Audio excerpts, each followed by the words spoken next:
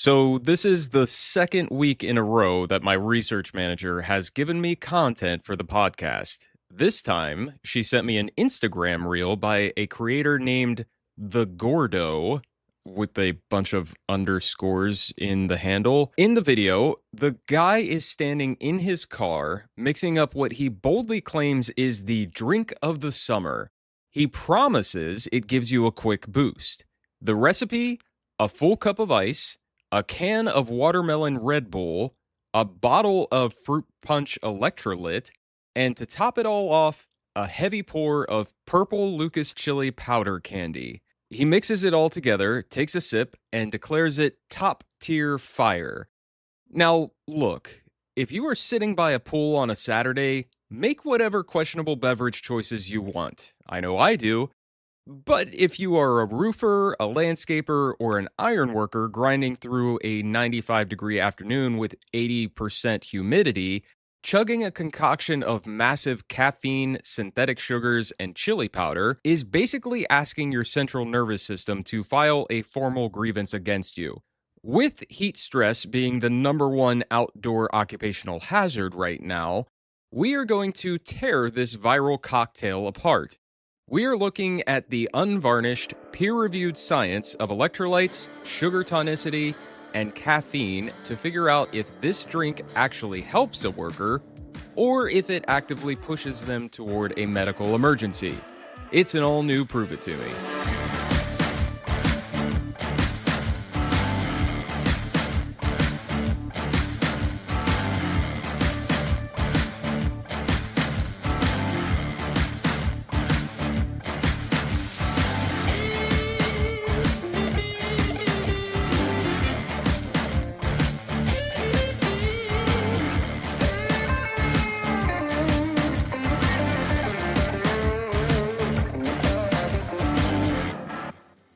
Hello, everyone, and welcome back to Prove It To Me. I'm your host, Dr. Matt Law. Trying to keep a workforce hydrated during the summer is an absolute nightmare, and it is made infinitely worse by viral internet trends. Workers see a guy on Instagram mix an energy drink with a commercial sports beverage and some candy, and suddenly they think they have found the ultimate heat stress hack. They think that because it has the word electrolytes on the bottle. It must be exactly what their body needs. Today, we are putting that viral gas station cocktail on trial. Finding real unbiased science on hydration is surprisingly difficult. Half the literature out there is quietly funded by the Gatorade Sports Science Institute, the Coca-Cola Company, or whatever trendy hydration packet startup just launched on social media. But we managed to dig up 3 excellent peer-reviewed studies that are going to help us dissect this drink ingredient by ingredient. We are going to look at the electrolyte deficit, the hypertonic gut bomb, and the cardiac masking agent. Let's dive in. Let's start with the base of the drink, the Electrolit. Commercial sports drinks have done a phenomenal marketing job convincing the public that one bottle is all you need to conquer the heat. To test this, we're looking at a 2024 study published in the journal Nutrients, titled Personalized Hydration Strategy to Improve Fluid Balance and Intermittent Exercise Performance in the Heat. It was authored by Hai-Cheng Li and a team of researchers, and notably, it was funded by University and National Sports Administration grants in China, not by a beverage corporation. The researchers wanted to know if a personalized hydration strategy was actually better than just letting people drink standard commercial electrolyte beverages whenever they felt thirsty, which is the standard protocol on most job sites. They took 12 healthy participants and put them through a grueling crossover trial. They had them run on a treadmill for 45 minutes, followed by high-intensity intermittent exercise until exhaustion. They did this in 2 different environments, a normal room at 73 degrees Fahrenheit and a hyperthermic room at 95 degrees Fahrenheit. In the control group, participants were given a commercially available electrolyte solution and told to drink ad libitum, meaning drink whenever you feel thirsty. In the personalized group, The researchers measured exactly how much fluid and sodium each participant lost in their sweat and then forced them to drink that exact customized volume at 10-minute intervals. The results completely destroy the idea that you can just hand a worker a bottle of Electrolit and say, drink to thirst.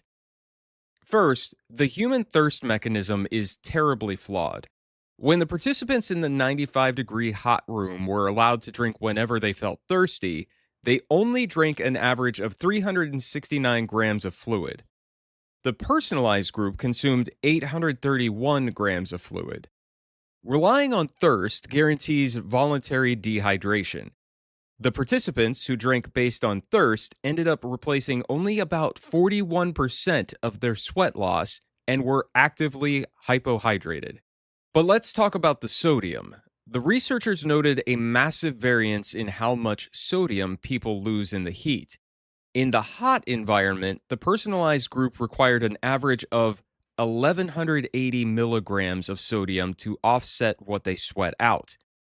The study explicitly notes that standard commercial electrolyte beverages usually contain around 250 to 270 milligrams of sodium per bottle. To actually replace the sodium lost during intense heat exposure, a person would have to drink 3 to 4 bottles of a commercial sports drink in a very short time frame.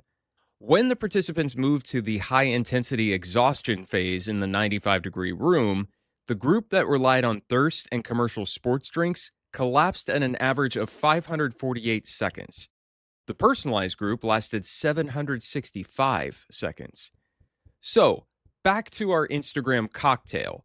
The guy thinks he is hacking his hydration by pouring 1 bottle of a commercial electrolyte drink over ice. But that single bottle doesn't even come close to the 1,180 milligrams of sodium his body likely needs if he's sweating outside. He is starting at a massive deficit. But it gets worse, because he didn't just drink a commercial sports drink. He mixed it with a watermelon Red Bull and purple chili powder candy. To understand why this is a catastrophic idea, we need to look at our second study. Published in Nutrients in 2023, it's titled Post-Exercise Rehydration in Athletes, Effects of Sodium and Carbohydrate in Commercial Hydration Beverages.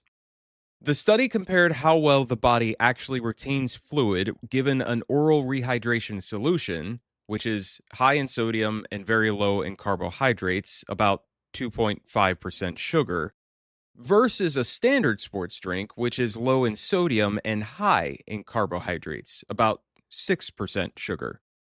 They dehydrated 26 athletes by putting them through 90 minutes of interval training, and then had them drink the beverages to replace 100% of their body mass lost.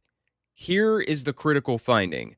The low-sugar, high-sodium oral rehydration solution suppressed urine production significantly more in the first 60 minutes of recovery, meaning the low-sugar drink provided much faster and more efficient immediate rehydration into the bloodstream. Why? It all comes down to gastric emptying and tonicity. The authors noted that beverage energy density and tonicity dictate how fast fluid leaves your stomach and gets absorbed by your intestines. A little bit of sugar helps pull water and sodium across the intestinal wall. But when a beverage has a very high carbohydrate content, like 10 to 12%, it becomes hypertonic. The concentration of sugar is much higher than your blood. When a hypertonic fluid hits your gut, your body panics. It actually has to draw water out of your vascular space and into your intestinal lumen just to dilute the fluid before it can be absorbed. Let's apply that to the viral cocktail. You are taking a sugary energy drink, mixing it with a sugary commercial sports drink, and dumping literal candy into it. You have just created a massive hypertonic gut bomb. If a worker chugs that drink on their 15-minute shade break, instead of hydrating them, the drink will pull water out of their bloodstream and into their stomach. It will sit there like a brick, sloshing around, delaying absorption. They will go back onto the hot roof with a stomach full of unabsorbed, highly concentrated sugar water, actively worsening their immediate dehydration. So, the worker has a massive sodium deficit, and the sugar has trapped the fluid in their stomach. Now, let's add the final ingredient, the caffeine. Red Bull is famous for giving you wings. On a hot job site, it's more likely to give you an ambulance ride. To prove it, we are looking at our third study published in Medicine and Science in Sports and Exercise in 2026. The title is Caffeine Increases Core Temperature Without Altering Markers of Kidney or Gut Injury After Physical Work in the Heat in Caffeine-Habituated Adults. The researchers took 14 active adults who already regularly consumed caffeine, gave them a heavy dose of it, and put them in a 95-degree heat chamber for 2 hours of walking and box lifting. Now, if you work for an energy drink company, you might point out that the study found caffeine didn't significantly worsen short-term kidney injury or endotoxemia in that 2-hour window. You might also point out that the diuretic effect of caffeine was blunted by the exercise, so they didn't just piss out all their fluids. But that completely ignores the two actual dangers the researchers did find. First, cardiovascular overdrive. Caffeine ingestion significantly increased peak core body temperature. It also forced the heart to work much harder. Participants in the caffeine group experienced a significantly higher peak heart rate, averaging about 9 beats per minute higher, as well as elevated systolic and diastolic blood pressure throughout the work period. When a worker is in the heat, their body pumps massive amounts of blood to the skin's surface to release heat. This drops blood pressure, forcing the heart to beat much faster just to keep them standing upright. If you dump 150 milligrams of caffeine from a Red Bull on top of that, you are pouring gasoline on a heart rate that is already redlining. Second, the masking of fatigue. Despite having objectively higher core temperatures and working harder cardiovascularly, the caffeine group did not report feeling any hotter, nor did they report a higher rating of perceived exertion. The authors explicitly warn that this impaired perception of heat strain could put workers at an elevated risk for heat illness. On a job site in July, fatigue is not an inconvenience. It is a critical biological warning light. It is your body saying, I am overheating, you need to stop moving. Caffeine blocks the adenosine receptors in the brain, unplugging that warning light. The worker gets the quick boost the Instagram guy promised, but they are pushing their core body temperature higher and higher without realizing it. They won't initiate the cooling behaviors, like taking a break or seeking shade, because they simply don't realize how hot they actually are. And remember, this study only looked at young, healthy individuals over a 2-hour period. Put this viral cocktail into the hands of a 55-year-old worker with borderline high blood pressure during an 8-hour shift, and you have a recipe for a catastrophic cardiac event. All right, let's bring this all together. What do we actually do with this information? How do we protect our workforce from toxic viral trends? Number 1, banish the drink to thirst policy. The science is settled. If you rely on your workers' thirst mechanisms, they will voluntarily dehydrate themselves. You need to institute programmed drinking. Supervisors must mandate water and electrolyte breaks at specific intervals, and the volume needs to be dictated by the heat index and exertion level, not by how thirsty the crew feels. Number 2, educate your crews on tonicity and sugar. Your workers don't need a medical degree, but they need to understand that sugar slows down hydration. You have to explain to them that energy drinks and massive sugar bombs will trap water in their stomachs and actively pull fluid out of their blood. Provide low sugar, high sodium oral rehydration solutions on the job site for immediate absorption. and tell them to save the heavy sports drinks and sodas for when they're sitting on the couch in the air conditioning. Number 3, treat caffeine as a hazard in the heat. You can't ban coffee, but you absolutely need to educate your workforce on the masking effects of caffeine. They need to know that just because the Red Bull makes them feel energized, their core temperature is still rising and their heart is working overtime. During extreme heat warnings, supervisors should actively monitor the consumption of heavy energy drinks on the site. Now, that is going to wrap it up for this episode. I want to thank my research manager again for sending me that Instagram reel, even if it did raise my own blood pressure just watching it. I'll link all 3 of the peer-reviewed studies in the show notes so you can dig into the data, the methodology, and the physiology yourself. If you got something out of today's conversation, please take a second to rate and review the podcast on Apple Podcasts or Spotify. It truly is the best way to help other safety professionals find the show and keep our industry informed with real data. If you see another crazy safety hack on social media, or if you just want to argue with my take on sports drinks, shoot me an email at contact@proveitpod.com. Stay safe, ditch the sugar bombs, trust the science, and I'll catch you on the next one.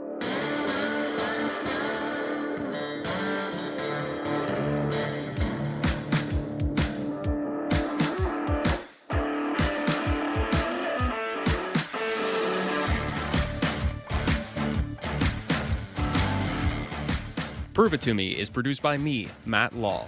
Original music by Wes London.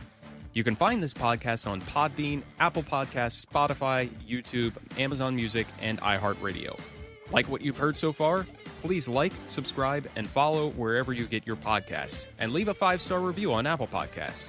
Got questions about what we talked about or research that you want to share? Send an email to contact@proveitpod.com. The views and opinions expressed in this podcast are those of the host and its guests and do not necessarily represent the official position, opinion, or strategies of their employers or companies.